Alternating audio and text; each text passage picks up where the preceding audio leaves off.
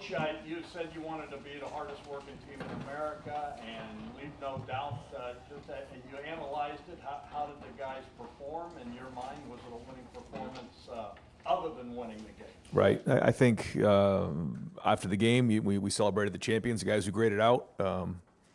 And, there were guys who did. And so those guys got to continue to enhance as the challenges get bigger. And then there were guys who weren't. And, when that happens, you got to identify what it was that,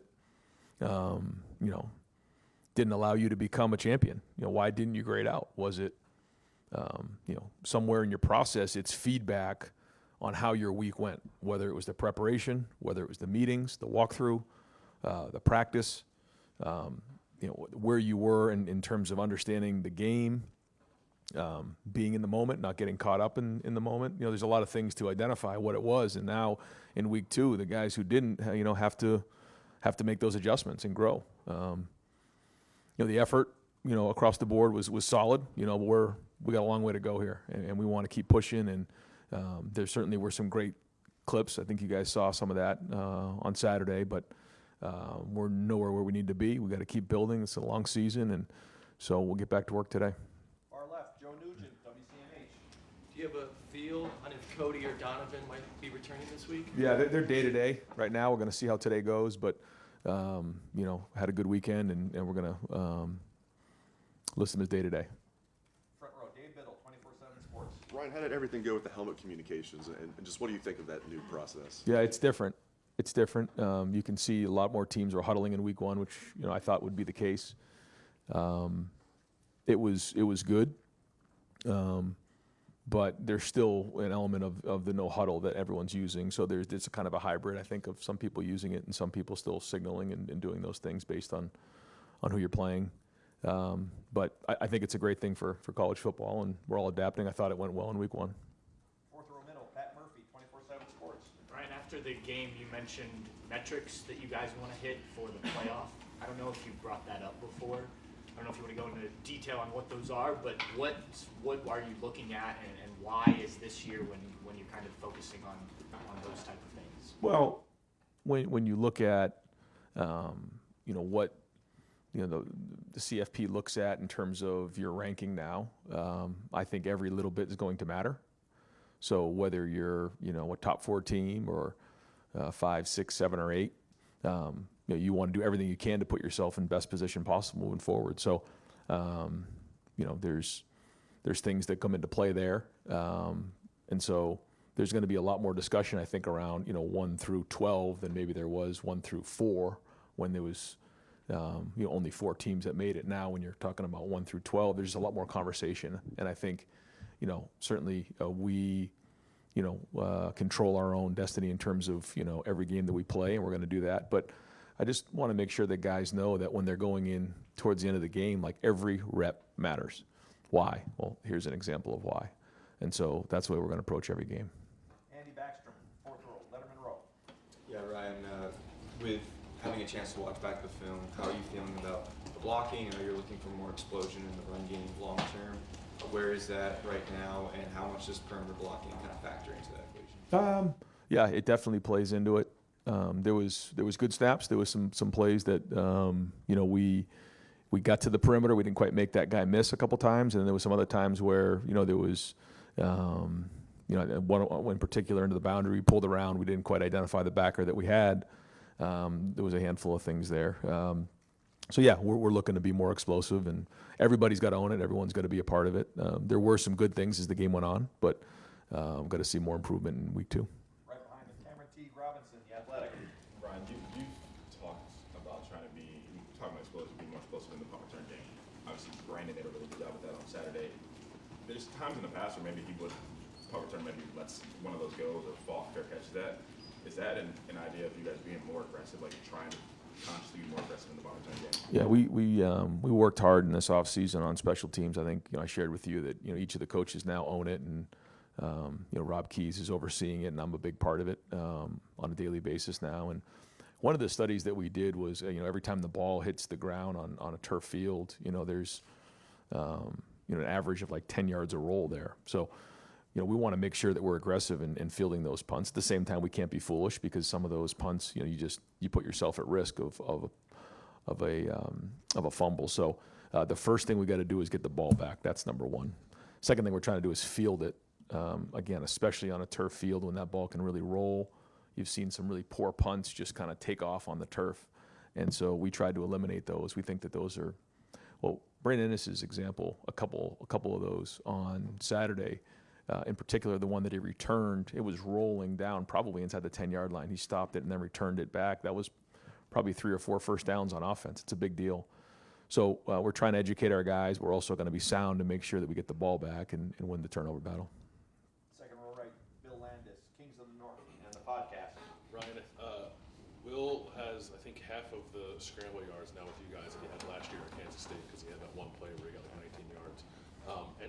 Scrambling to kind of like extend plays, I don't know if he did that a ton at Kansas State. I know he had a lot of designed runs, but did he show you guys anything in this offseason, whether that's changing his body or just, I don't know, different mentality where he's going to do more to be a little bit more of a playmaker in those situations when plays do break down? Well, he can because he's big in the pocket, but he also has speed that once he gets going, you can see that he can hurt you with his feet. And I think that's you look back on what Justin Fields did a great job of was that he would extend plays on third down, and when you can steal a couple third downs in a game with scrambles, that makes a huge difference. It changes how the defense plays against you, and you can extend plays, which allows receivers to get open longer.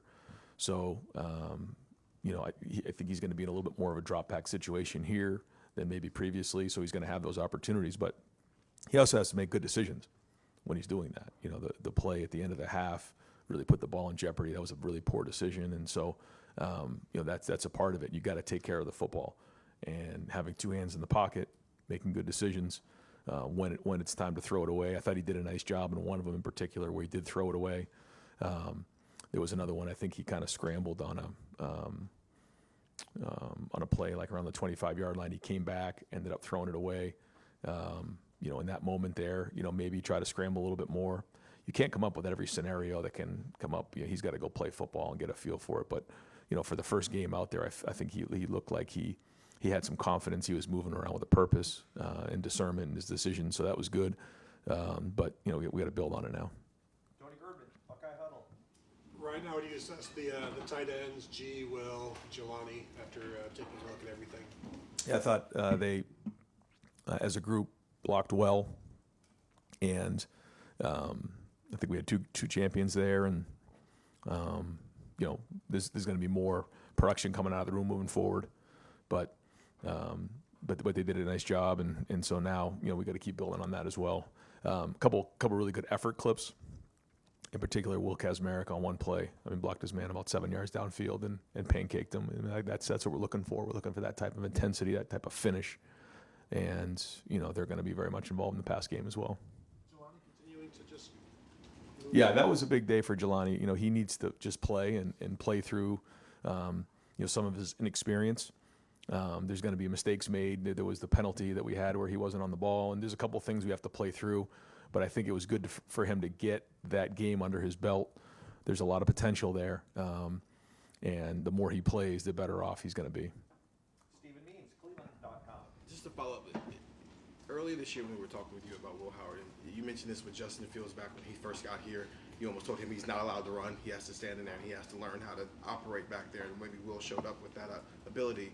For starters, when did you start to get comfortable with the Justin playmaking, trusting him more to do that, but also not make mistakes, and also applying that to Will Howard as an older guy, that he come in already with that trust because he is older and has been through it before? Yeah, I think every quarterback is different. They, have their eyes are down the field, feeling the pocket. What kind of you try to figure out, how they are at that. I think Will, first off, he's tall, so he can see over the line. I think sometimes when you're 6'3" or south of that, it gets a little bit more difficult.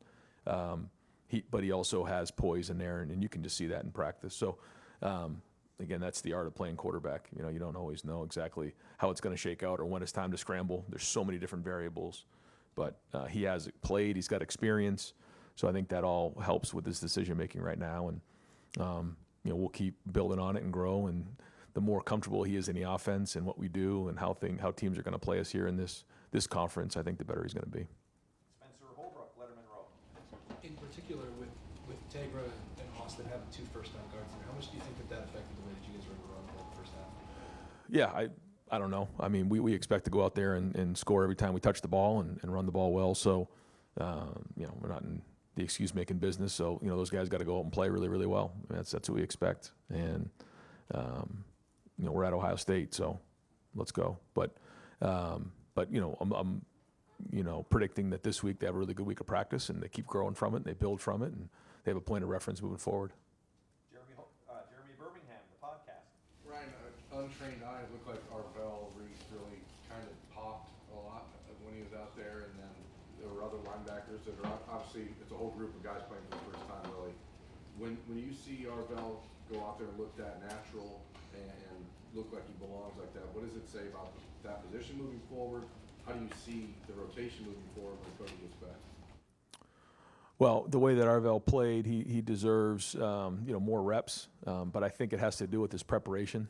And there was a moment last week where his preparation was just okay, and then there was a point in the week where he really dug in and did a really good job with his preparation. I think Jim and James would tell you the same thing, and I think that allowed him to play fast. So that's a big part of playing linebacker. There's just a lot that comes with it. I mean, I review their tips and their tests every week, and there's a lot in that packet. So he had to prepare at a high level, and once you do that, then the game can slow down for you. And so if he continues to do that, you see the athletic ability. I mean, and the strain. That's what I like the most. I mean, some of those reps that he had. I mean, he's going as hard as he possibly can from point A to point B, and we can build on that. I mean, any coach in America would love to have somebody like that. So if he keeps going like that and keeps with his preparation, then he's going to keep building. That whole room, I mean, there was 5 guys who'd never played before, really, a linebacker.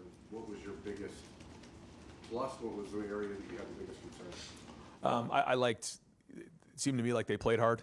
And I thought, Sonny moving positions here, a week within or a week and a half of playing in the season, he handled that very well. I thought his communication was good. He got everybody on the same page. And so that was good. I just think there needs to be overall consistency. It needs to be, each guy has their own thing they need to work on, and I know James is working on that. Adam King, WBNS. Coach, Chip up in the box, your first game really since you've been here that you weren't leading the play calling. How did that go down there for you? Yeah, it was good.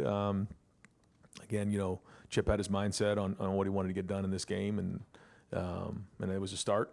A long way to go, but no, overall the calls came in quickly, and I thought overall that part was good.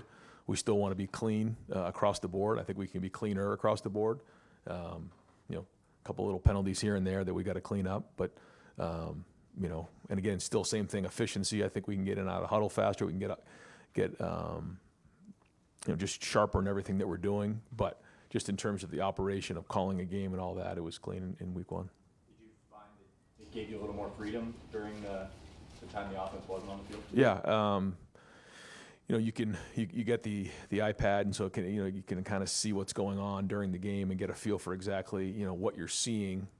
That is new. You didn't really have that before. You're really relying on the guys up in the box to give you information.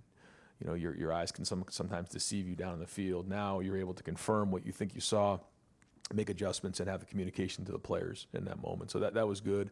But the same thing with special teams, just being more involved with it with Rob, making sure the right guys are in there, what the calls are, and then being there on defense to just encourage the guys and be around them. And I did enjoy that part of it.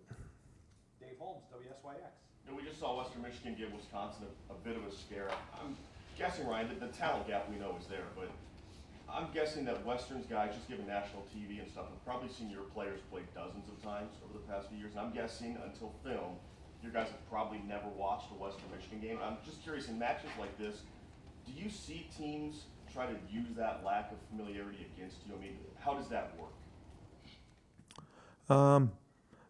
Yeah, I mean, I'm sure in the past there's been different things that teams have done, but ultimately, it comes down to, not your opponent, but you, whether you're, I've been there before, on both sides of this, and you just got to come in and do what your guys know, and it comes back to your training in the end. So, you know, I mean, we know that there's certain things that we need to work on and improve on across the board, and that's what we're going to focus on.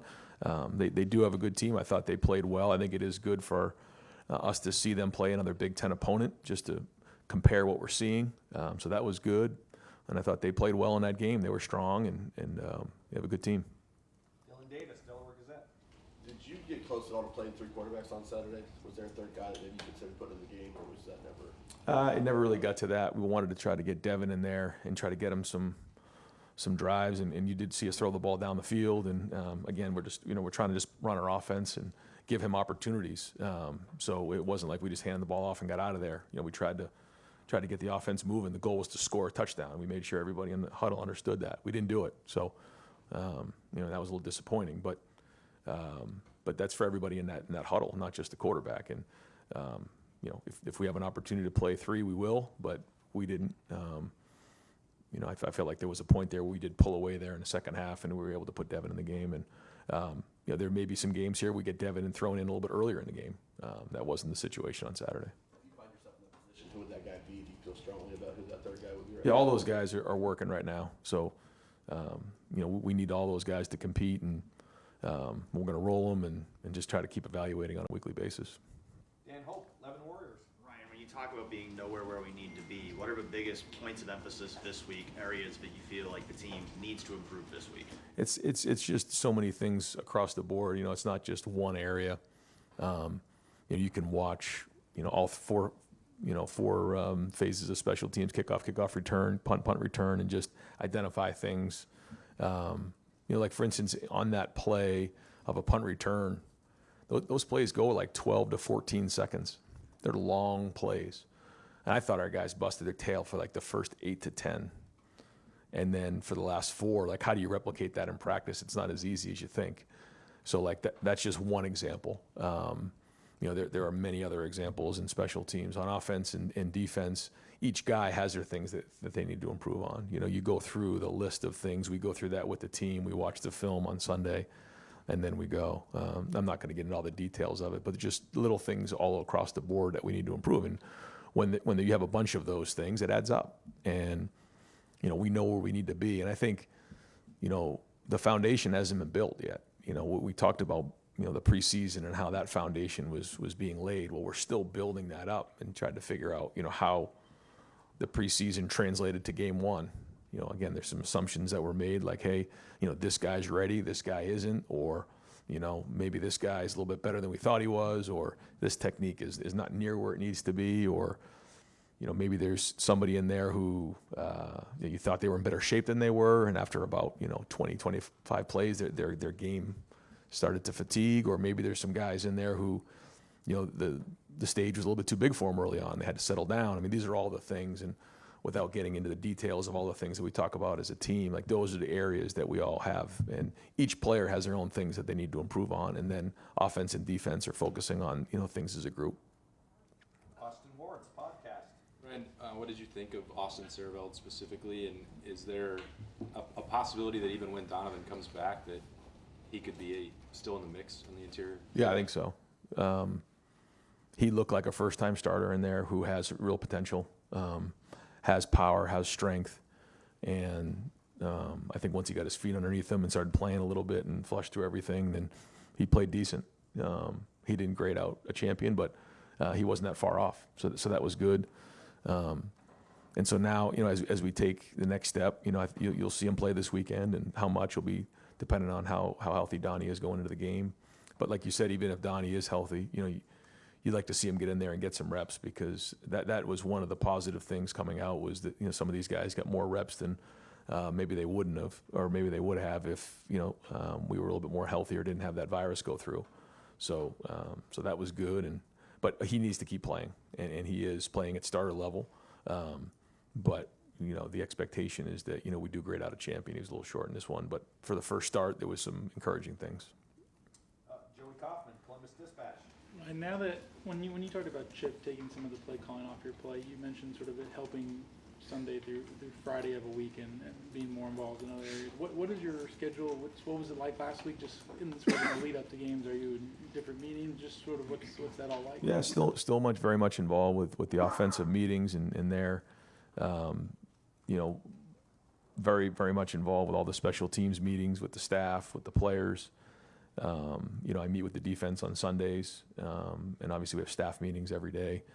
But then there's also just a little bit of time, especially before practice, where, I get to kind of get my thoughts together, and I'm in my office and, I can watch the opponent in all three phases and get my thoughts together on how I want to message the team, maybe call a player in, have some one-on-one conversation there, walk in the locker room, get down the hallway and make sure that, everybody's aligned across the building, those type of things that, when you're in there kind of on a day-to-day basis, grinding on the film, sometimes that can get away from you. And on game days, how involved are you when stuff's over the headset? Just how often are you chiming in involved? Is any sort of breakdown of how that all goes? Yeah, I mean, the best way to describe it is, you could probably just imagine, Jim's calling it and Chip's calling it, and, I'm kind of there having a conversation, not getting in the way of, what's being called, but just making sure they understand the situation, down and distance, time, things that we're seeing down on the field. Maybe if someone's got big eyes, or maybe someone, is looks good, like we're rocking off the ball, or, we got to get these guys going. Maybe there's a little lull, or whatever those things are. You're just trying to communicate that to both sides, and then understand situations. What's coming in a third down, making sure that everybody's involved in the sidelines. Those type of things. Just game management. It was a weighty decision to give it up. Do you feel good about it weekend? I know it's early. It's still early, yeah, I would say. But I think what it's allowed me to do, like we've talked about before, is just be more present with everybody. And so far it's been great to do. But still having say in what goes on in all three phases and every day. Stefan Kreisnick, Cleveland.com. Talk about the way Will has kind of grown this offseason from the spring to the fall of his understanding of the offense. From watching that first game, it seems like he got more comfortable as the game went on as well. How do you feel kind of the communication, kind of the understanding between him and Chip has developed of, Will kind of knowing what Chip is trying to accomplish before the play call's even made? Yeah, I think it's good when you're near Will and the quarterbacks, and you can hear the voice in the helmet. You realize that's a different thing. I mean, to have a voice in your head while you're on the field is something to get used to. And so we worked hard on it in practice to get used to that. And that is a good sign when a play is called and you already know exactly what it is.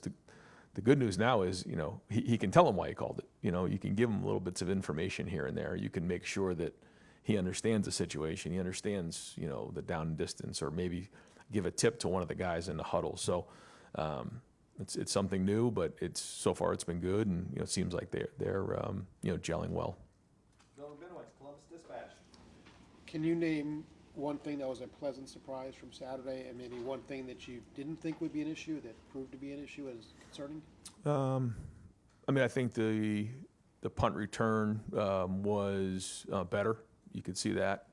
I would say that was good, and I was disappointed with the first kickoff return. I thought we had an opportunity to pop that, and we did not execute that well enough, and so ultimately that's on the coaches. So that was disappointing for sure. We'd like to have got out to a faster start. Obviously, but was pleased how we came out in the second half, and really, I think the second half was 35-3. I mean, that's what we're looking for. I'm curious about the iPad thing. How much of a difference does that really make, having that access? Yeah, it's significant. Because everyone gets to really get real information and see it for exactly how it happened, and that doesn't happen up until we were able to have access to these. So it really does help, and it really helps with the players, making sure that they see it and they're getting communicated on what they're dealing with. Take us home, Tim May, Letterman Row. Take us home. It's pretty funny. The thing that stood out, I was a come from behind win, by the way, on Saturday, and what kind of stood out to me just watching is how businesslike kind of things went with you guys on the sideline. Maybe it wasn't, but like you said, in your role now as like a real head coach, I mean, being able to roam and look in people's eyes and stuff, what did you see about this team that you really like, during that, as y'all were getting your act together aspect of things? No, I think the first thing is that we have to understand that, like, this is a long road to where we're going. And, it's easy to sometimes hear the noise of down the road or what's coming. And what you have to do is you just have to focus on right now. You have to be in the present. And you'll hear almost every coach in America say the same thing, but it's true. And that's why they say it. And, we're not just going to go in there and win the game in the first quarter. It doesn't work that way. We have to stay focused on each play, each drive, each game, stay focused on the now, ignore everything else. The good praise, the criticism, any of those things are out of the way. And that's everybody involved. And when we come into the stadium, like, we have to have a mindset that, like, we get to play this game. Like, this is fun. Like, this is a chance to play. Fun is winning. Fun is executing. Fun is scoring touchdowns. Fun is getting stops. Like, that's what it's all about. And that's why we're playing this game. And so, in that, you feed off the crowd, and, all of a sudden, I think sometimes, it's easy early in the season to, be looking down the road at what's going on, and then all of a sudden, you can find yourself in a little bit of a lull. That's not going to happen. It didn't happen. We responded well, and we played really well in the second half. So we're looking to get a fast start on Saturday and, get out there with great energy and be in the moment and just, maximize every single play the best you can. And so we've got to make sure that that's important. And so, we'll keep reiterating that this week. In 2022, you had a veteran quarterback who had played the previous year, CJ. I don't want to go through the litany of veteran quarterbacks.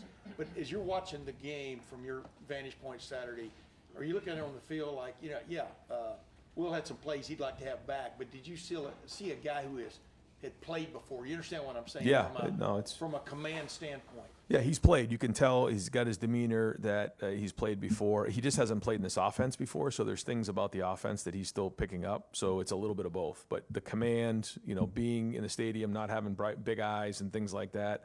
I thought the timing on the two touchdown throws in particular to Jeremiah were excellent.